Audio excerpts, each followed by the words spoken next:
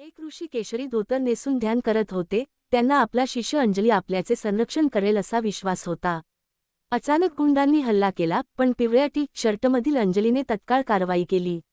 ऋषी गहन ध्यानात बसले होते. त्यांचे केशरी धोतर जंगलाच्या शांत, रमणीय वातावरणात सहजपणे मिसळून गेले होते.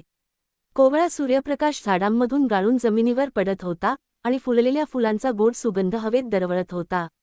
अचानक कर्कश आवाजांनी आणि दगडांवरून चालण्याच्या आवाजाने ती शांतता भंग पावली. गुंडांचा एक गट, ज्यांचे चेहरे द्वेषाने विकृत झाले होते, झाडांमधून बाहेर आला. त्यांनी ऋषींवर बंदुका रोखल्या होत्या.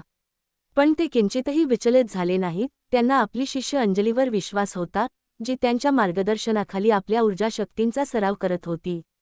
ती एक तरुण स्त्री होती, जिच्यात तीव्र आत्मविश्वास होता. अंजलीने तत्काळ कारवाई केली. तिचे हात हवेत गुंतागुंतीच्या मुद्रा तयार करू लागले आणि ऊर्जेचे गोळे तयार होऊ लागले, जे मंद निळ्या प्रकाशाने चमकत होते. तिने ते गोळे गुंडांवर फेकले. प्रत्येक स्फोटामुळे काही गुंड मागे ढकलले गेले. त्यांच्या चेहऱ्यावर आश्चर्य आणि भीतीचे भाव उमटले होते. 20 गुंड एकाच वेळी पुढे सरसावले. त्यांच्या बंदुका आग ओकत होत्या आणि अंजलीने आपले हात वर केले. एक प्रचंड ऊर्जेचा गोळा तयार केला, जो एका लहान सूर्याप्रमाणे शक्तीने स्पंदित होत होता. एका वेगवान हालचालीने तिने तो सोडला आणि गुंड हवेत फेकले गेले.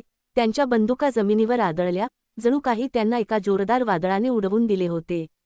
बॉस, राकेश कुत्सितपणे हसला. त्याने आपली मशीन गन अंजलीवर रोखली. त्याचे बोट ट्रिगरवर घट्ट झाले. अंजली हसली आणि तिचे शरीर ऊर्जेत विरघळू लागले. तिचे रेणू अविश्वसनीय वेगाने कंप पावत होते, जणू काही ती विश्वाशी एकरूप झाली होती. राकेशने ट्रिगर ओढताच अंजली रूपी ऊर्जेने मशीनगनला वेढले, तिचा नाश केला आणि राकेशला मागे ढकलले. त्याचा चेहरा भीतीने पांढरा फटक पडला होता. पराभूत झालेले गुंड पळून गेले. त्यांचे पावलांचे आवाज जंगलात घुमत होते आणि अंजलीचे ऊर्जारूप पुन्हा तिच्या मूळ, भौतिक रूपात परत आले. अंजली आपल्या गुरूचे रक्षण करत विजयी उभी होती. ऋषींनी स्मितहास्य केले आणि अभिमानाने मान डोलावत तिला आशीर्वाद दिला. ऋषींनी तिला आशीर्वाद दिला आणि अंजली शहराच्या जीवनात परतली. गुरु शांतपणे आपल्या आश्रमात परतले.